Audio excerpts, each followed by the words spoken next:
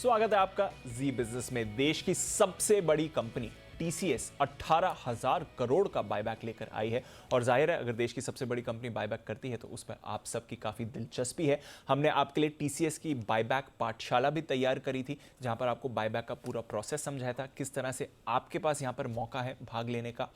अब जो बायबैक शुरू हो चुका है इसमें भी आपके कई सारे सवाल आ रहे हैं, तो हमने ये खास शो आपके लिए तैयार किया है।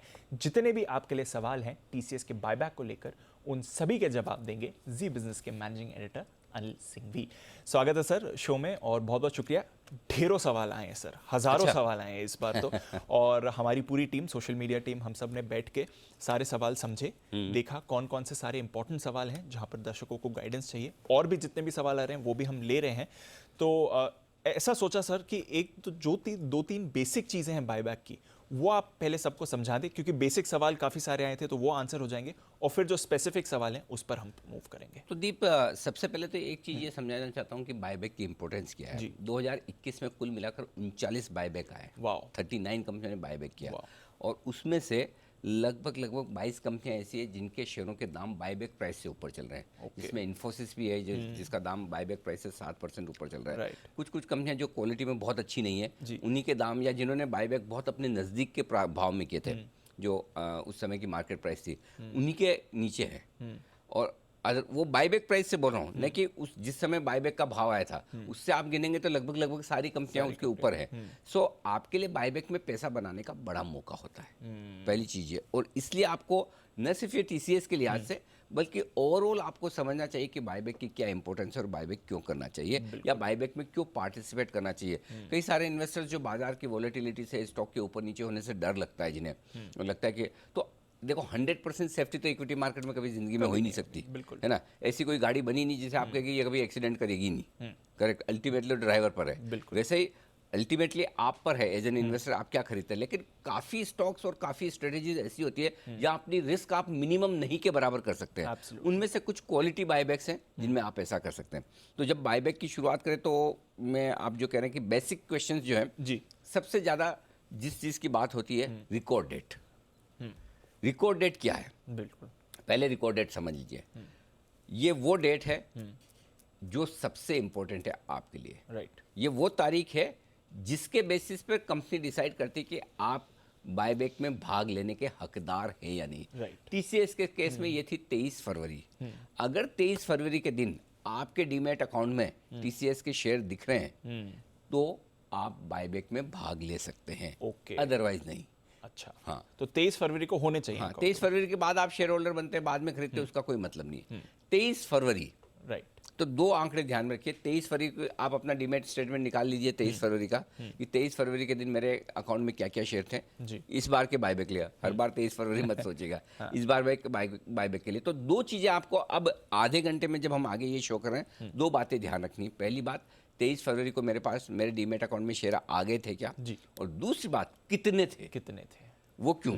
अब उसमें दूसरी बड़ी बात है कि अगर 2 लाख रुपए तक की वैल्यू के शेयर आपके डीमैट अकाउंट में हैं तो आप रिटेल कैटेगरी में हैं, और 2 लाख से ज़्यादा के हैं तो आप रिटेल कैटेगरी में नहीं हैं। अब रिटेल कैटेगरी में होने का फायदा ये कि शेयर आपके जो एक्सेप्ट होते हैं वो थोड़े ज़्यादा होते हैं, क्योंकि रिटेल शेयर होल्डर कम होते हैं क्वांटिटी में जी।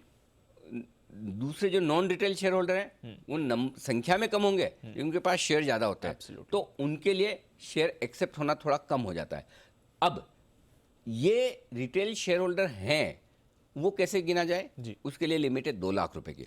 अब 4,500 का बायबैक है, आपको 2 लाख रुपए तक के शेयर कैसे गिनने?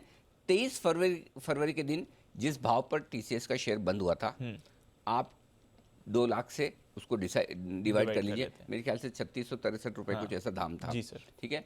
तो कुल मिलाकर आते हैं आपके 56 शेयर। अगर आपके पास 56 शेयर हैं या इससे कम है तो आप रिटेल शेयर होल्डर हैं, और 56 से ज़्यादा है तो रिटेल शेयर होल्डर नहीं है। लेकिन इसका मतलब ये नहीं कि 56 से ज़्यादा शेयर हैं आपके पास में तो आप बायबैक में भाग नहीं ले सकते हैं, भाग तब भी ले सकते हैं। अब आती है तीसरी चीज़, एक्सेप्टेंस रेशियो और एंटाइटलमेंट रेशियो के। सबसे ज़्यादा सवाल इसी पर आया कि टीसीएस ने लेटर भेजा है, आप इतने शेयरों के लिए बायबैक के लिए एंटाइटल है, चलो फटाफट ट्वीट डालो, हम सबको कोसे भला बुरा कहेंगे, आपने तो कहा था इतने आएंगे, यहाँ पे तो 56 शेयर पे खाली 7 आ रहे हैं, 7 शेयर ही आ रहे हैं, ऐसा कैसे। तो पहली चीज, एंटाइटलमेंट रेशियो वो है जो टीसीएस के हिसाब से आपके इतने शेयर तो टीसीएस लेगी ही लेगी, मिनिमम गारंटी होगी। मिनिमम गारंटी हो गया। ओके, ठीक है, समझ गया। तो अगर आपने 56 शेयर खरीदे तो आपके 7 शेयर तो जाएंगे ही जाएंगे। हाँ, क्लियर है। क्लियर है, 7 से ज्यादा ही जा सकते हैं, कम नहीं जाएंगे। तो अगर आपके पास 56 शेयर थे या आपके पास जितने भी शेयर हैं, आपके एंटाइटलमेंट में जो लिख कर आया है, अगर आपने उतने शेयर दे दिए, सारे नहीं भी दे, उतने शेयर दे दिए, तो वो एक्सेप्ट हो जाएंगे, मिनिमम मिल जाएंगे इसके, उतने मिल जाएंगे। 4,500 रुपए के दाम पे टीसीएस ले लेगी। अब आप ज्यादा भी दे सकते हैं। हाँ। तो ऐसी सिचुएशन में एंटाइटलमेंट रेशियो तो आपके पास आ गया, एक्सेप्टेंस रेशियो क्या है, वो जब बायबैक खत्म होगा तब आपके पास आएगा। हाँ। 23 फरवरी को बायबैक खत्म होगा जी। 23 फरवरी तक आप अपने शेयर टेंडर कर सकते हैं। जब ये बायबैक खत्म हो जाएगा तब आपको पता चलेगा कि एक्चुअल कितने एक्सेप्ट हुए। एक चीज समझ लीजिए, एक्सेप्टेंस रेशियो एंटाइटलमेंट से ज्यादा ही होगा, कम नहीं हो कम सकता, नहीं होता। ज्यादा ही होगा, क्योंकि सारे लोग कभी बायबैक में देते ही नहीं है। जी। किसी न किसी रीजन से, किसी को बेचना ही नहीं है, कोई टेक्निकल रीजन से नहीं दे पाता है, कोई इजी बिजनेस नहीं देखता तो उसको समझता नहीं है कि देना चाहिए। Correct. तो ये सारे कारण हैं जिसकी वजह से सारे शेयर होल्डर कभी बायबैक में देते नहीं है। तो इसलिए आपका बायबैक में जो शेयर है एक्सेप्ट होगा। अगर आप ज़्यादा शेयर भरेंगे, मतलब जितने आपके पास 23 फरवरी को डीमेट अकाउंट में है वो सारे देंगे, तो आपके ज़्यादा शेयर एक्सेप्ट होने के पूरे चांसेस है। अब 56 में से 7 शेयर एक्सेप्ट तो होने ही होने, अब वो 10 होंगे, 15 होंगे, 20 होंगे, ये बाद में पता चलेगा। तो ये एंटाइटलमेंट रेशियो और एक्सेप्टेंस रेशियो का फर्क समझ लीजिए। एंटाइटल मतलब आप उतने तो एंटाइटल ही हैं, उतने तो देने ही देने। एक्सेप्टेंस एक्चुअल जो होकर आएगा वो देखा जाएगा। समझ गया सर। एक कॉमन सवाल और है, कैसे करना है अप्लाई? इस पर ऑलरेडी एक बार वैसे पाठशाला तो कर ही चुके हैं, तो वहां पर जाके देख सकते हैं। बिल्कुल, हमने पूरा प्रोसेस पहले टीसीएस बायबैक की पाठशाला में बताया। आप जाइए, वो पूरा शो वापस देख लीजिए। उसमें अलग अलग तरीक़ों से हमने बताया कि किस तरह से आप जाकर यूट्यूब पर आप देख लें, हमारे वेबसाइट पर भी है, ये शो देख लीजिए, टीसीएस बायबैक की पाठशाला। आपको समझ में आ जाएगा कि क्या प्रोसेस है, कैसे कैसे 3 तरीक़ों से आप बायबैक में शेयर दे सकते हैं। दूसरा एक और तरीका है जो हमने ढूंढा आपके लिए। एक आपके इसमें ये इंटरनेट लिंक आएगा, लिंक इन टाइम का, जो कि इस टीसीएस के रजिस्ट्रार हैं। आप इनकी वेबसाइट पर जाइए, एड्रेस दिया है, इन्वेस्टर सर्विसेज में जाइए, वहाँ पर इन्वेस्टर सर्विसेज में आपको बायबैक आएगा, बायबैक में जाइए, बायबैक में टीसीएस बायबैक आएगा, वहाँ पर जाइए। हे भगवान, कितना पढ़ाना पड़ता है। और वहाँ पर आपको टीसीएस बायबैक से जुड़े जो भी आपको सवाल पूछने करने या आपको समझना है, उसकी जानकारी मिल जाएगी। बिल्कुल। एक और तरीका ये है कि मैं तो इतनी मेहनत नहीं करूँगा, तो आपके सामने एक ईमेल आईडी आ रहा है और एक फ़ोन नंबर आ रहा है। इस फ़ोन नंबर पे आप फ़ोन करिए, पूछिए हमारा नहीं है। नहीं लगेगा तो फिर लोग ट्वीट करेंगे, हाँ आपने फ़ोन नंबर दिया सर, वो तो लगता ही नहीं। ये लिंक इन टाइम का है, हाँ ये नंबर है और ये ईमेल आईडी है। इस ईमेल आईडी पर आप मेल करके भेजेंगे तो पूरी संभावना है कि आपको उन सवालों के जवाब मिल जाएंगे। तो ये और तरीके हैं। अगर हमारा शो देखने के बाद भी आपकी कोई ऐसी सवाल अधूरे रह जाए, आप ना पता कर पाए, ये तरीके हैं। तो जो भी बेसिक आपको परेशानी आ रही है वो यहाँ से आपको जवाब मिल जाएगा। Definitely. End of course YouTube पर हमारी वेबसाइट पर आप अनिल जी की टीसीएस की बायबैक पाठशाला भी देख सकते हैं, जहाँ पर पूरा प्रोसेस आपको समझ में आ जाएगा। चलिए सर, फिर सवालों का सिलसिला करें शुरू। इसमें एक ही चीज़ उससे पहले कि ये कहना चाहता हूँ कि हर 7 शेयर पर 1 शेयर का एंटरटेनमेंट है जी, रिटेल कैटेगरी में। अब आप सोचिए, रिटेल तो बता दिया, अगर नॉन रिटेल है तो नॉन रिटेल किसी के पास 56 से ज़्यादा शेयर है तो हर 108 शेयर का 1 शेयर लिया जाएगा नॉन रिटेल कैटेगरी में। अगर आपके पास 2 लाख रुपए से ज़्यादा की वैल्यू के टीसीएस है, कई लोग बोलते हैं मेरे पास 70 शेयर है और 108 पे 1 है, तो मैं अप्लाई कर सकता हूँ, नहीं कर सकता? 70 है, 70 डाल दीजिए, लेकिन एंटाइटलमेंट नहीं है। अगर आपके पास 108 शेयर है तो 1 शेयर तो टीसीएस आपसे लेगी ही लेगी 4,500 के दाम पर। तो ये ध्यान में रखिए, रिटेल का जो रेशियो हर 7 शेयर पर 1 शेयर, नॉन रिटेल हर 108 शेयर पर 1 शेयर। अब सवाल पूछिए आप। Understood sir. चलिए, तो पहला सवाल है अभिनव गर्ग साहब का। वो जानना चाहते हैं कि डीमैट में मौजूद कितने शेयर टेंडर कर सकते हैं और कितने शेयरों का एंटाइटलमेंट संभव है। ये इसी बेसिक पर उनको तो एंटाइटलमेंट तो आपको लिख के भेज दिया टीसीएस ने। जितने शेयर आपके डीमैट अकाउंट में 23 फरवरी को, आज है वो नहीं, 23 फरवरी को जितने शेयर उतने आप टेंडर कर सकते हैं। 23 फरवरी को 50 से 50 करिए, 56 है 56 करिए, 100 है 100 करिए, वो करिए। और जितना अगर टीसीएस ने आपको मेल में लिख के भेजा है, इतने एंटाइटल हैं, वो तो एक्सेप्ट होंगे ही होंगे। हो सकता है उससे ज़्यादा भी हो, जो होगा ही। तो दोनों तरीका है। तो अगर आप रिटेल कैटेगरी में चाहते हैं तो 56 तक शेयर हैं तो ठीक है, लेकिन अगर आपके पास 56 से ज़्यादा शेयर हैं तब भी आप टेंडर कर सकते हैं, लेकिन आपकी कैटेगरी बदल जाएगी नॉन रिटेल, उससे कोई फर्क नहीं पड़ता। तो बस यही है कि आपके पास जितने शेयर हैं 23 फरवरी के दिन उतने ही शेयर करिए या उससे कम करिए। 23 फरवरी को आपको पास 50 है फॉर एग्जाम्पल, तो 50 करिए, 45 करिए, 48 करिए। मैं यही कहूँगा कि जितने उतने सारे कर दीजिए, बट उससे ज़्यादा मत करिए। क्लियर, समझे। इनफैक्ट उसी लाइन पर दूसरा सवाल है जतिन पटेल साहब का, वो कह रहे हैं रिकॉर्ड डेट पर मेरे पास 45 थे, उसके बाद मैंने 5 और खरीद लिए। Very good. तो रिकॉर्ड डेट के हिसाब से तो मेरा 6 का एंटाइटलमेंट हो गया। हाँ। तो क्या मैं अब पूरे 45 डालूं या 50 डाल सकता हूँ? 45 रिकॉर्ड डेट के दिन जितने थे मैक्सिमम उतने ही डाल सकते हैं, ओके। उससे ज्यादा नहीं। अच्छा, आप उसके बाद 500 खरीदो ना, कौन रोकता है, आपकी मर्जी है। लेकिन और अच्छा एक और चीज बता दूं, रिकॉर्ड डेट के दिन 45 से बाद में आपने खरीद लिया, आप रिटेल से नॉन रिटेल हो गए तो भी डरिए मत, अच्छा, चिंता मत करिए, आप रिटेल ही हैं, मौका मिलेगा। आप 23 तारीख को क्या थे वो इंपॉर्टेंट है, 23 के बाद क्या है वो इंपॉर्टेंट नहीं है। ओके। भाई सीधी सी बात है दीप, जब खुलेगा लोग देंगे, तब तक ऐसा थोड़ी कि लोग खरीदेंगे बेचेंगे नहीं, कर सकते हैं आप आराम से बिना टेंशन के। 23 तारीख को जितने शेयर थे मैक्सिमम आप उतने ही कर सकते हैं टेंडर, और वो बाद में और ज़्यादा खरीद कर आपकी कैटेगरी बदलेगी नहीं। अच्छा, अगर आप 23 तारीख तक आपके पास 56 शेयर ही हैं तो आप रिटेल ही हैं, चिंता ना करें, आप उतने टेंडर कर सकते हैं। Understood sir. ऐसी इसी लाइन पर अनुज अग्रवाल साहब का भी सवाल है कि रिकॉर्ड डेट पर मेरे पास थे, उसके बाद मैंने बेच दिए और फिर मैंने खरीद लिए, हाँ। तो क्या मैं अप्लाई कर सकता हूँ? 100% खेलो इंडिया खेलो, अच्छा, रोज, हाँ। कोई दिक्कत नहीं है। 23 फरवरी के आपके पास जितने शेयर थे जी। उतना आपका हक बनता है बायबैक में शेयर देने का। ओके, तो बाद में आप भले ही रोज ट्रेड करो, आज लिया कल बेचा, डिलीवरी आई गई, कोई दिक्कत नहीं है।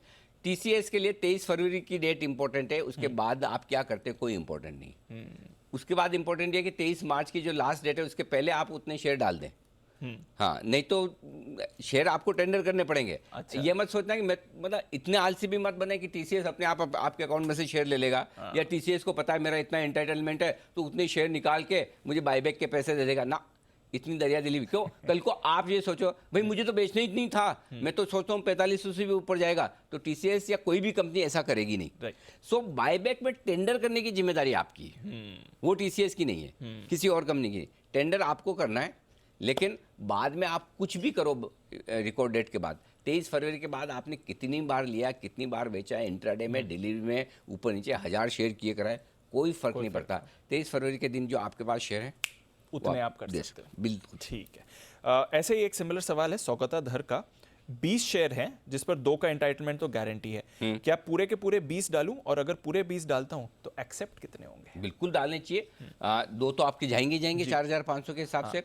किस्मत अच्छी रही, सारे लोगों ने नहीं किया बायबैक में भाग, जो कि नहीं होगा, तो आपके 2 से ज्यादा भी जाएंगे। अब कितने जाएंगे ये तो अभी बताना मुश्किल है। अभी तक का जो ट्रैक रिकॉर्ड है जी सर, 2017 के बायबैक में रिटेल कैटेगरी में 45% एक्सेप्टेंस रेशियो, 45% रिटेल ने हिस्सा लिया था। 2018 में 45%, 2020 में लगभग 40% एंटाइटलमेंट रेशियो आया था, और इस बार 2022 में एंटाइटलमेंट रेशियो घटकर 14% आ गया। उसके लिए हम जिम्मेदार हैं, क्योंकि हमने इतना लोगों को समझा के पिछली बार से बायबैक की पाठशाला की तो सब रिटेल समझदार हो गए, सबने शेयर ले लिए। इस बार बहुत सारे आ रहे हैं। सो नेचुरली एंटाइटलमेंट रेशियो तो ठीक है, एक्सेप्टेंस रेशियो आपका कम होकर आएगा। पिछले तीनों बार आपका एक्सेप्टेंस रेशियो 100% था, जितने आपने डाले सारे एक्सेप्ट हुए। इस बार मुझे आप पूछेंगे तो मुझे नहीं लगता 25-30% से ज्यादा एक्सेप्टेंस रेशियो आएगा। करेक्ट, बट 25-30% भी कम थोड़ी है ना। बिल्कुल। अगर आपके पास 56 शेयर हैं और 56 शेयर का लगभग 17-18 शेयर आपके एक्सेप्ट हो जाते हैं, क्या बुरा है। 7 का एंटाइटलमेंट रेशियो से डबल अगर आपके एक्सेप्ट हो गए, बढ़िया ही है। बिल्कुल। सो कितने एक्सेप्ट होंगे ये तो कितने लोग डालेंगे, भर भर के डाल रहे हैं लोग आजकल। आप रोज देख सकते हो, अपडेट्स रोज देख सकते हो आप एक्सचेंज पे जाके कि कितने लोगों ने डाला है। तो पूरा 100% तो नहीं होगा, ये बात पक्की है। इस बार 100% नहीं होगा। मैं उम्मीद कर रहा हूँ 25-30% के आसपास एक्सेप्टेंस हो जाए, वो भी अच्छा है, कोई दिक्कत वाली बात। मैं आपको बोल सकता हूँ नुकसान नहीं होगा टीसीएस में, एकदम कॉन्फिडेंस रखिए। एब्सोल्युटली 100% चिंता मत करिए। अंडरस्टूड सर, ठीक है। अच्छा, नवीन कुमार साहब कह रहे हैं कि इनके पास 51 शेयर्स हैं, क्या ये और अभी खरीद सकते हैं? बायबैक रिकॉर्ड डेट पर 51 शेयर्स थे, क्या अभी और खरीद सकते हैं, क्योंकि फिर तो ये रिटेल कैटेगरी से बाहर हो जाएंगे? अरे मर्जी है, जितनी खरीदो नवीन जी, कौन रोक सकता है आपको। आप खरीदो, बिंदास खरीदो, लेकिन जब आप टेंडर करोगे हाँ। 51 ही करनी है। 51 कर और 51 से ज्यादा आप खरीद के अगर आपने कर लिए तो आप रिटेल ही रहेंगे। चिंता ना करें, 56 के ऊपर जाने पे आपकी रिटेल कैटेगरी का जो आपका ठप्पा है वो जाएगा नहीं। देखो 23 फरवरी के बाद आप क्या करते हो उसका टीसीएस का कोई लेन देना नहीं है। आपको जो मर्जी आए खरीदना है बेचना करिए। 23 मार्च के पहले पहले आपका जो एंटाइटलमेंट जो आपके शेयर थे 23 फरवरी को, वो 23 मार्च के पहले पहले आप टेंडर कर दीजिए। जी, सीधी सी बात समझ ये। गया। सो अगर आपके पास 51 थे, आपको 25, 50, 100, 200 जो और खरीदना खरीदो, टेंडर 51 ही करना है। हाँ। 51 से ज्यादा क्या मामला गड़बड़ हो जाएगा, फिर वो टीसीएस रिजेक्ट कर देगी। अगर आपने 23 फरवरी को जितने शेयर आपके अकाउंट में थे उससे ज्यादा आपको टेंडर नहीं करना है। कम कर सकते हो, ज्यादा नहीं करना है। ज्यादा क्या तो आपकी एप्लीकेशन कैंसिल। कटास। अंडरस्टूड, ठीक है। अगला सवाल अमर साहब का है और ये कह रहे हैं कि मेरे पास रिकॉर्ड डेट से पहले खरीद लिए थे मैंने शेयर्स, पर मुझे बायबैक को लेकर कोई सूचना नहीं मिली है, मेल नहीं मिला, कुछ इन्फॉर्मेशन नहीं है, क्या करूं मैं? तो कोई दिक्कत नहीं, सूचना नहीं मिली। पहली चीज़ तो ये कि जाके अपना डीमेट अकाउंट चेक करो। आपने खरीद लिया उससे कोई फर्क नहीं है। आपके डीमेट अकाउंट में थे क्या, आगे थे या आपके ब्रोकर के पास ही रह गए, ब्रोकर ने ट्रांसफ़र नहीं किया, ये सारी चीज़ें हैं। सो टीसीएस के लिए आप तभी एग्जिस्ट करते हैं जब आप 23 फरवरी को शेयर होल्डर थे, जी, है ना? एग्जैक्टली। 23 फरवरी के पहले वाले तो ठीक है। 23 फरवरी के बाद अगर आप कोई शेयर होल्डर बन रहे हैं या 23 फरवरी को अगर आपके डीमेट अकाउंट में शेयर नहीं है तो टीसीएस के लिए आज से आप बायबैक के लिए हिस्सेदार नहीं है। ठीक है, तो पहली चीज़ आप ये करिए कि अगर आपने पहले खरीदा है तो देख लो ना जाके आप कि रिकॉर्ड डेट के दिन आप थे कि नहीं है। अब रिकॉर्ड डेट के दिन थे आप शेयर होल्डर और कम्युनिकेशन नहीं आया तो चिंता की बात है, और थे ही नहीं तो किस बात का इन्विटेशन फिर, है ना?